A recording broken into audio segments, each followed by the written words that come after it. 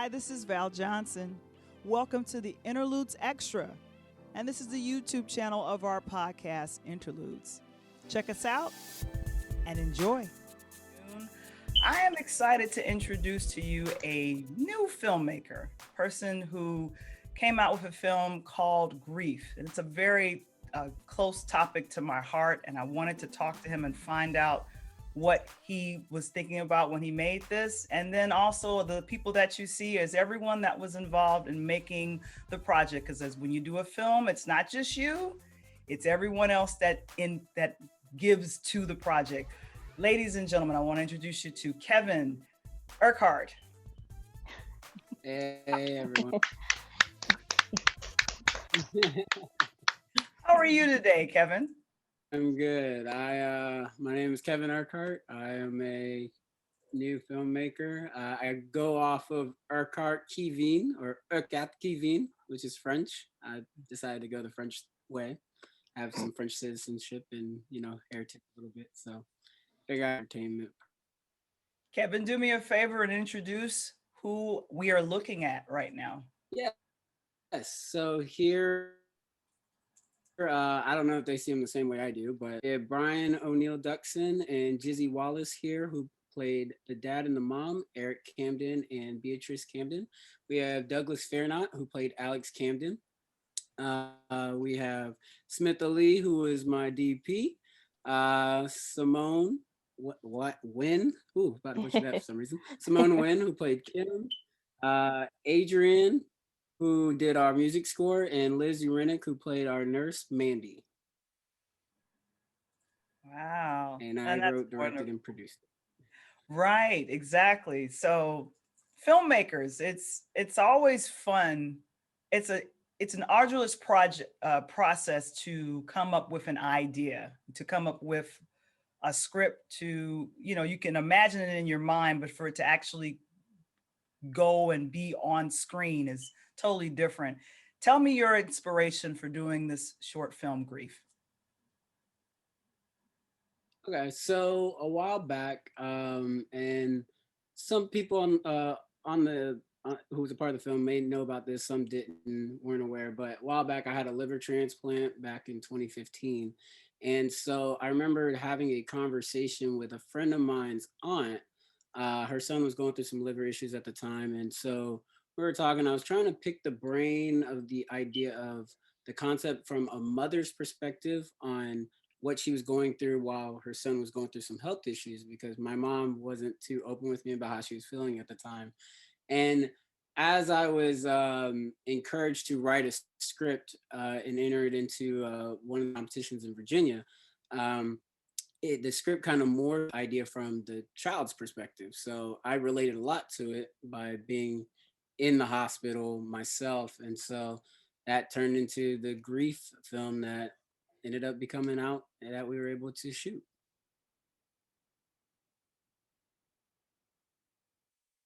Oh, you're mute. Valerie, you're mute. I remember you told me that when you started shooting this, literally the week later, COVID happened. How did that happen? Yeah. So I remembered it was, I want to say me and Lee met up a week or two afterwards. And I remember the last day Lee and I met up in person. I got home and that's when the NBA got canceled. And that's when I was like, oh, COVID must be super serious. That's a really big deal. But when we were shooting it, I know the virus was starting to be heard about in Asia and rumors of it coming here, but at the time, I personally at least wasn't really concerned about not being able to shoot it because of the virus or anything. So that was totally just we lucked out. It was definitely God and all that process for us to be able to shoot it and not have to worry about that.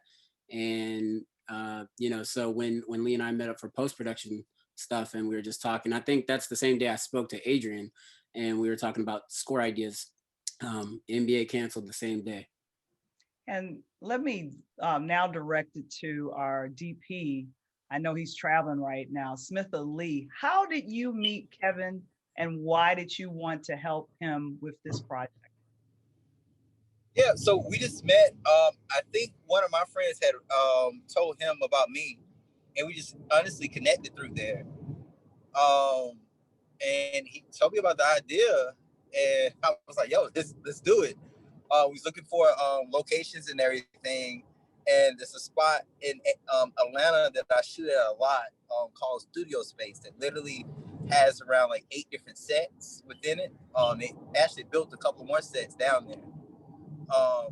So we ended up shooting everything in that one location, which it kind of makes it look as if it was a different one, but everything's shot in one location, literally like a room that's like cut and carved out. It's a sound stage. What I love about that, literally, we can control the lighting as well as sound and all that stuff, and really kind of pump through everything because you can kind of control everything. So it was just a blessing to work with them and work with this idea, especially with the amazing cast that I work with a lot. That all amazing people as well. Yeah, and I'm going to get to the cast in a moment. Kevin, how did you find out about Adrian, who scored the film for you? Oh, that was all Lee. I remember I was talking to Lee. We were talking, and when we were talking about the score and the music and all that, oh, perfect guy. And he called Adrian, and I ended up talking to him on the phone, and we chatted. And I mean, I'll let Adrian speak his piece, but I know for myself, all I asked him was, think of these emotions. If that particular music fits with that emotion to you, let me hear it out, and let that be the drive. And I'll tell you how small the film world is. So I met Ado from another friend, Jason Runkle, and literally like fell in love with, first of all, Ado's personality. Because film is all about, like, I don't care how talented you are. I really don't care nothing about that. I really care about your heart and who you are, because the talent approach, we always can work on that. We always can build together. But so far as like having charisma, being on time, being honest, different things like that, you don't find too often in this industry. And Ado had all of those things, and he's wonderful, and he's extremely talented. So like I was like, yo, whatever I'm attached to, if I can throw your name in it, I'm throwing it. And literally, I'll call Ado. I'm just like, hey, I don't even know if they're gonna do it, but hey, I just wanted you to pitch, see if you can go a part of it and everything. And Ado, what emotions did you tap into to bring the soundtrack to light? And I'm assuming you kind of went through a couple of things. Kevin said he communicated it. If you feel this, I want this feeling. What was your process? Yeah. Well, yeah. First of all, thank you, Kevin and Smithley, for the kind words. I appreciate that a lot, and it's definitely fun working with you guys. I would say, I guess, like, especially when it came to the different stages of grief, I was trying to do some research on like what each of the stages were, and trying to channel what some of those emotions were, while at the same time watching the film itself too. I'd had a little bit of experience from that, like with working with Smith Ali on some of his projects, and like some stuff with Jason as well. And so I like to kind of create around seeing a visual. A lot of people are visual learners. That's one thing that's huge for me. And so when I was seeing like the part about denial, it's like, I would think, oh, it needs like this certain vibe, or it's like anger, something a little bit more like serious, or you can kind of feel the hurt in the anger in a sense. Okay. So just, I guess, going through those stages helped a lot. Right. And before I move on to the actors, Michael, did you have any questions for Kevin, Ado, or Smitha? I think the most logical question to ask is the filmmaker, Kevin, is that we hear it from in the soundtrack, and the way the soundtrack was structured. Is that the way it was written? Did you use those 5 stages as a way to give the story a spine, a structure to it? And if so, how was that helpful? And if not, how did you kind of put that story together? So thank you for the question. With each scene, I think I was trying to think about with my own personal life and even experiences I've heard from other people, because a lot of when it comes to writing, you go off of either what you know or what you hear.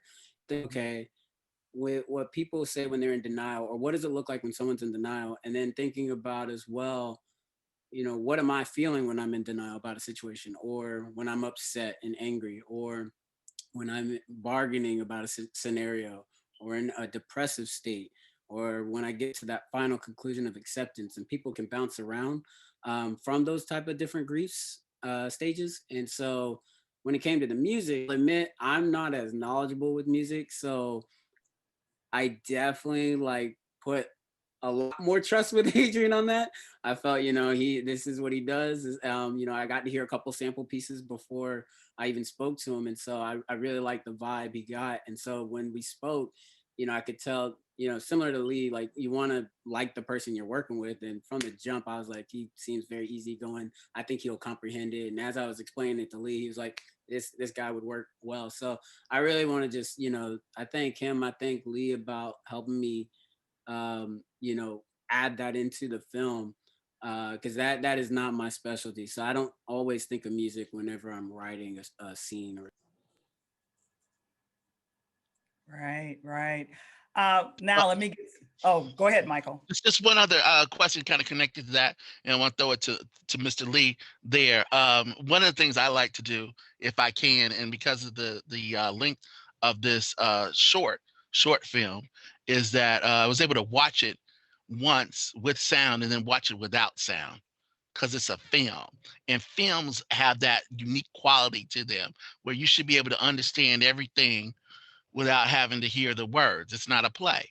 It's not on the stage. It's a film. And Mr. Lee, you were able to do that. Can you tell us a little bit about that? I can see those changes. I can see those changes visually from that denial. And boy, I got to give a shout out to Mr. Fairnot. That denial was very strong at the very end, at the very start of it, man. But you could see the process change through visually. How did you go about doing that? So that was one of Kevin's main things. Like, dude, he's like one of the things that I really, really want is to make sure that throughout the entire film that the mood of the lighting goes with it. Yes, so, and it does. And I'm glad you called it, because I had some of my artistic friends call me like, dude, like, why was the lighting like this? Then it ended up like this. I'm like, okay, now explain it to me. Like, crap, why didn't I see that? I was like, yeah, because you paying too much attention to the technical stuff. And sometimes it's aggravated with some of my film friends, so they just think too technical. But it's lose the artistic side of it. So I'm so glad that you saw that portion, because really, like, it starts in a moody aspect, and as it grows, it gets airier and airier and airier, to the standpoint where he's about to go to heaven and it's really, really bright. So like, it's Kevin's idea, and I literally just took what he was thinking and, made it happen. Yeah. It worked. Thank you. I really do appreciate that so much. I was aggravated with some people about that. Some people don't get it. That when you have made decisions about what people see visually, you are telling a story. You are setting a mood, and your actors can do a lot, but then you take it over the finish line. So yes, Smitha, that was excellent. I'm glad Michael asked that question about that. I want to talk now with the actors, because Kevin, just very quickly, did you have a table read, or how did it work with the script and talking with the actors and finding, and finding out where people were with everything? Yeah, we did have a table read, and it was really cool. It was the first time we were all together.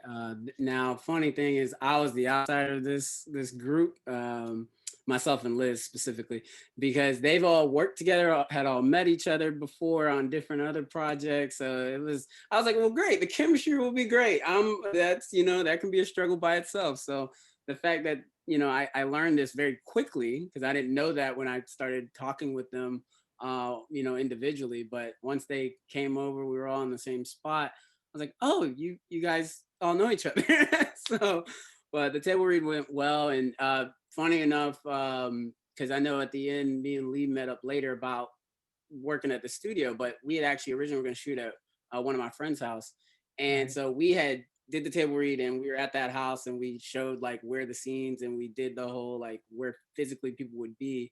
So when we ended up changing the whole thing, I think it worked for the better, of course. But it was still really cool to see it all come together. And I mean, it meant a lot just to see it, something in your mind start to become a reality, you know. Exactly. That being my And first time. when Kevin told you, Douglas, that you're going to be the person sick and in bed pretty much the entire film, for this script, where did you reach from to kind of act out the main character for, you know, going through this process? So there were some discovery things that were happening. You were learning about your dad. Like, your acting was very everything had to be on your face because you weren't doing anything else with your hands. So tell me about your process, Douglas. I guess my process, it dug deep. Seeing my great grandmother, I guess, in a way, basically before she was on her deathbed, she was crippled, she could barely move and things of that nature, but she could talk, she could see. So I guess that inspiration honestly dug deep from that. Okay. And for the parents, Brian O'Neill Duxon and your wife, I'm not going to mispronounce it, Jizzy. Is that correct? You guys did a great job. Tell me, how was it portraying the parents? And I saw real emotions. I saw real tears. So I'm just like, okay, she's pulling from a place. So what place did both of you pull from to serve as the parent on this film? Well, I pulled from personal experiences. I have a son. Mm-hmm. And so, well, we have a son. That's good. I'm glad y'all remembered that. That's important.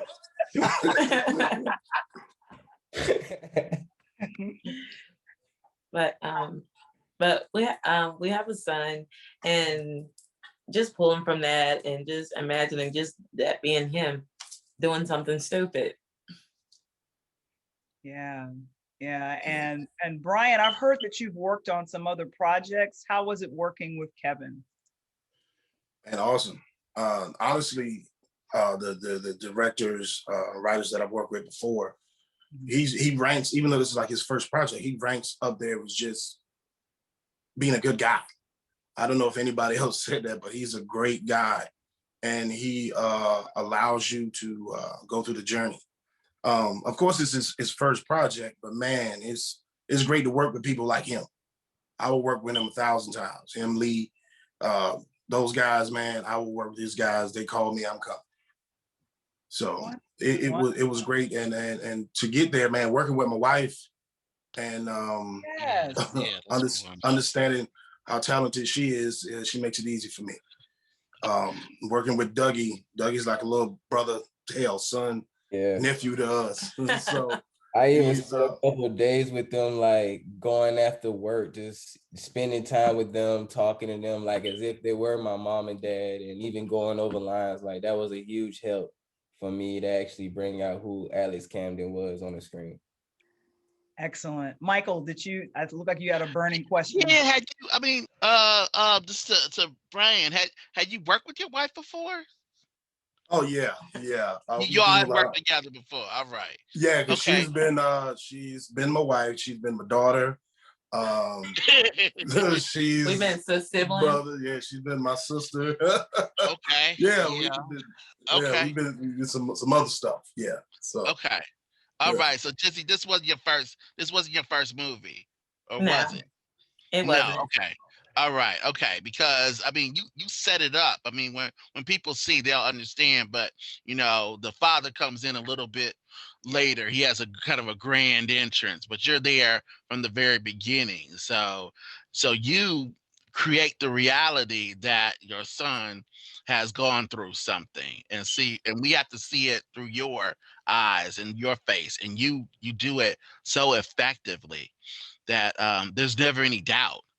I mean, we start to wonder, like, what are the circumstances of it? Because we know something happened to that boy, because we see it all over you and your face, and how you react to that. So, I mean, that was excellent. I was wondering it because I was like, she had to have been in some things before, because that was spot on. That was spot on. That was just awesome job.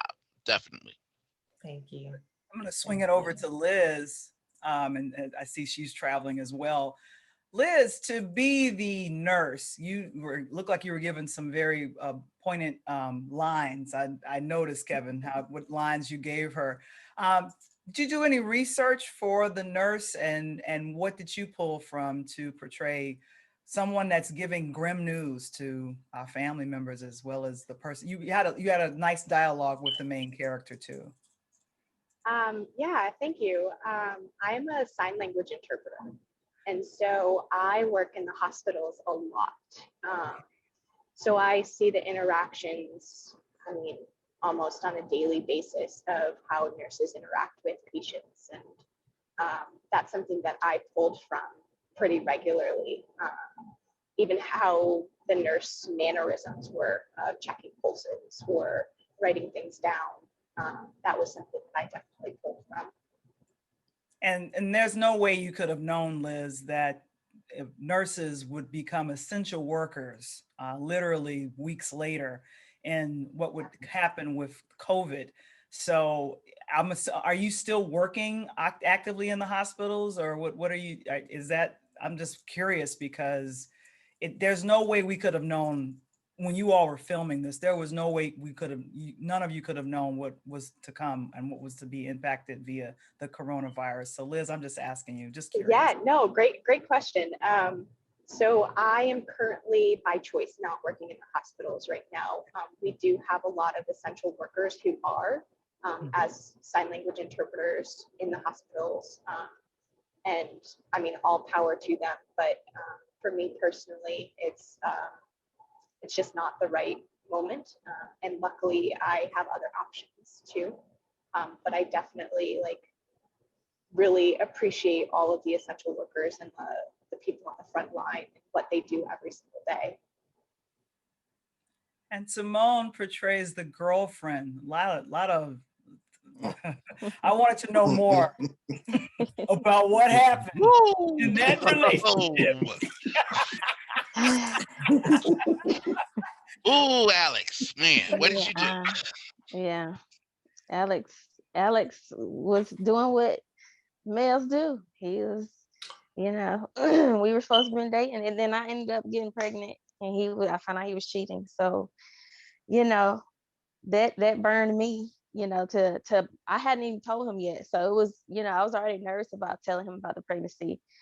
And then for my next time to speak to him or see him and to find out that he did, X, Y, and Z, yeah, the part of my grief was straight to anger. And, as you saw, I didn't even want him to exist anymore. So, yeah. No, the nurse performs a life-saving duty in this film. Yes, definitely. Yeah. So I'm just gonna go around, because one of the reasons why it took, when Kevin initially told me about this film, and I saw the screen, the screenshot of someone being in the hospital bed, it took me a minute to watch it, because unfortunately my mother passed away less than about a year and a half ago from liver failure.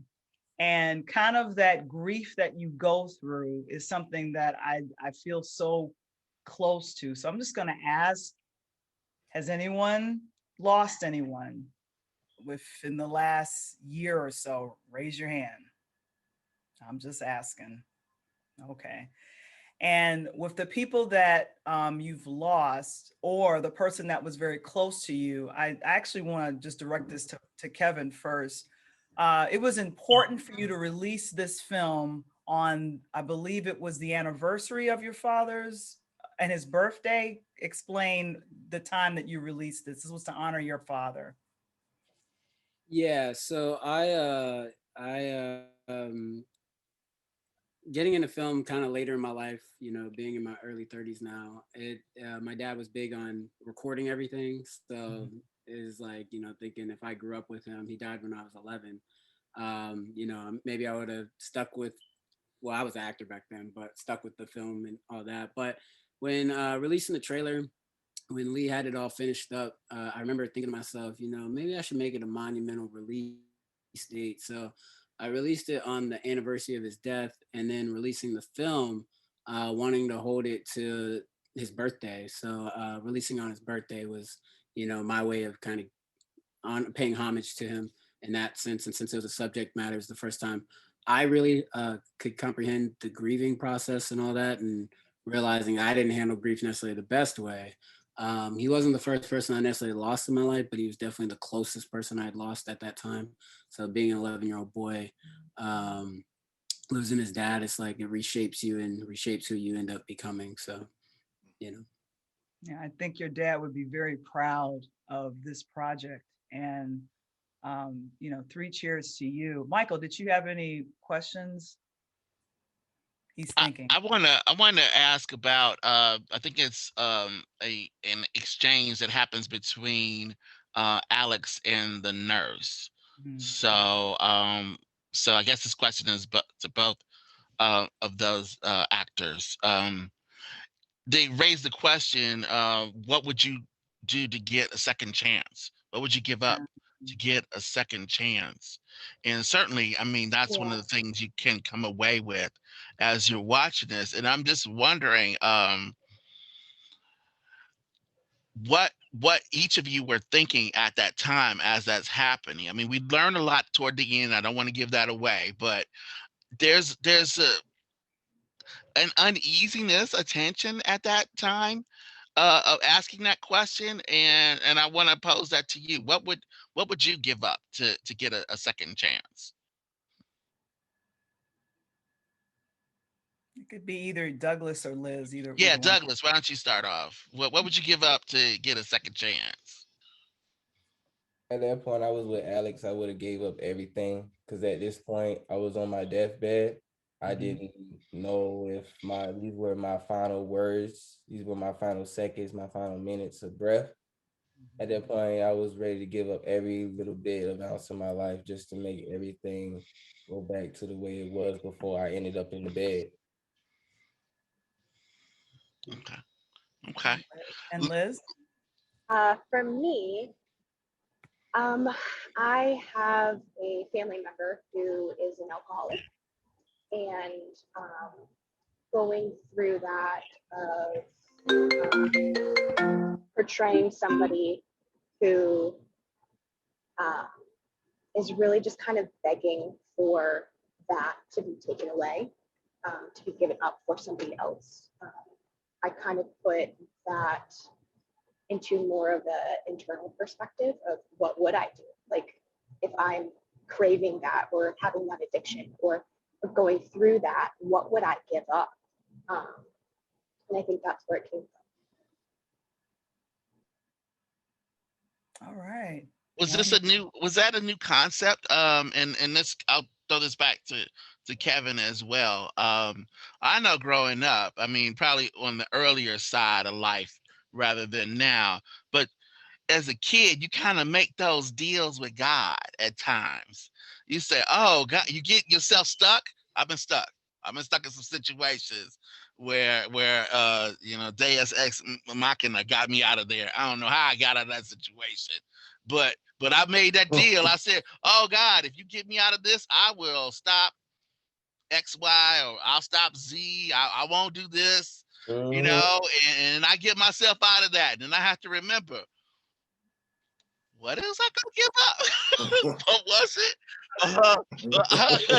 Because it must have been a good deal. It got accepted, you know. That deal got validated. I had to keep my end of it. And I just wonder, have you ever found yourself in those situations? Was that something you were able to kind of relate to it on some level? man, like if I can just get out of this party, or man, if that girl don't see that other girl at this party, man, just let me out of here, and I'll be good. I promise. I promise. I think for me, writing that line, I was just thinking about, I thought about like when I was going through my whole health situation and thinking about, the last thought I actually had was, am I ready to die? Basically, like, am I ready to see God? And so I remember thinking like, when you're in that moment, even though it could be routine, but anything can happen. You're not in control. What would you have done differently? What would you be willing to give up if you weren't to not put yourself in that circumstance? And, I've had dreams of like waking up and my dad was around like nothing happened, and like, oh, what could I give up to have one more day with him? Or, stuff like that. So I think that's where I drew that inspiration with that line. When it asked Dougie about that, just thinking about, what would she be willing to give up if she was in his shoes? And I think it was a way to showcase for the audience that every of us in one way, shape, or form, if we've experienced grief to a certain extent and really think about it, what would we give up to not experience that particular grief? Mm-hmm. All right.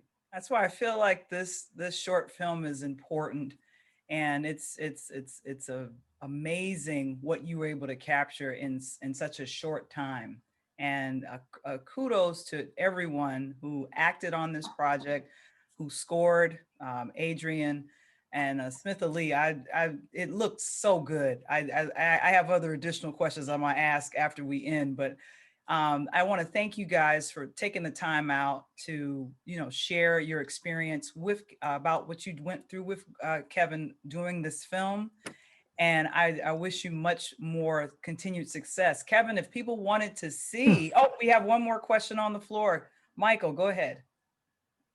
Just one more question. I think that your ability to make this film pre-COVID is amazing, that you were able to get this done. But the reality that we face now is that we are still in COVID, and we're unsure how long that's going to last.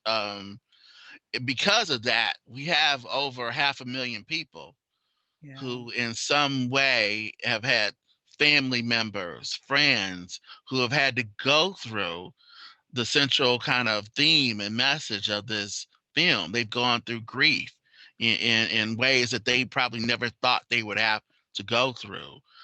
Older family members, younger family members, very short, unpredictable times away.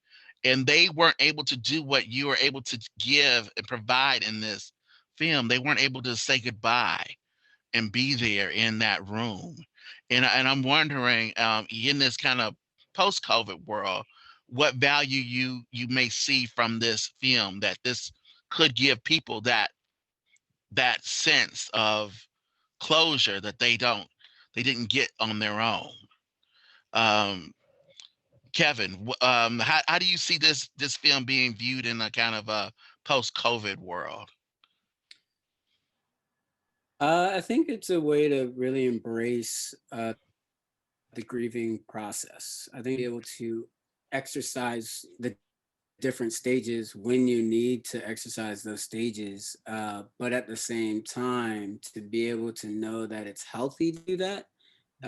It would be beneficial in the long run, even if you seem stuck in that phase, but at the same time making sure that you're talking with someone through it, or if whatever faith base you may be, go into that as well.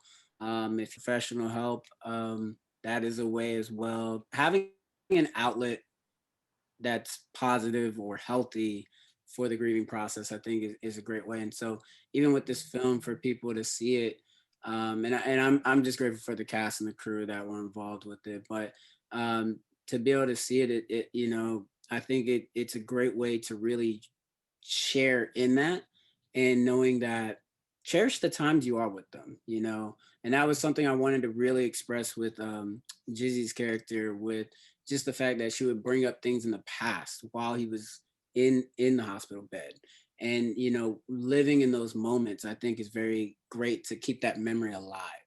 You know what I mean? And so, not necessarily be stuck in the denial aspects, but to live in those moments, to know that your experience after that, whatever they may have rubbed off on you, they're living through you now.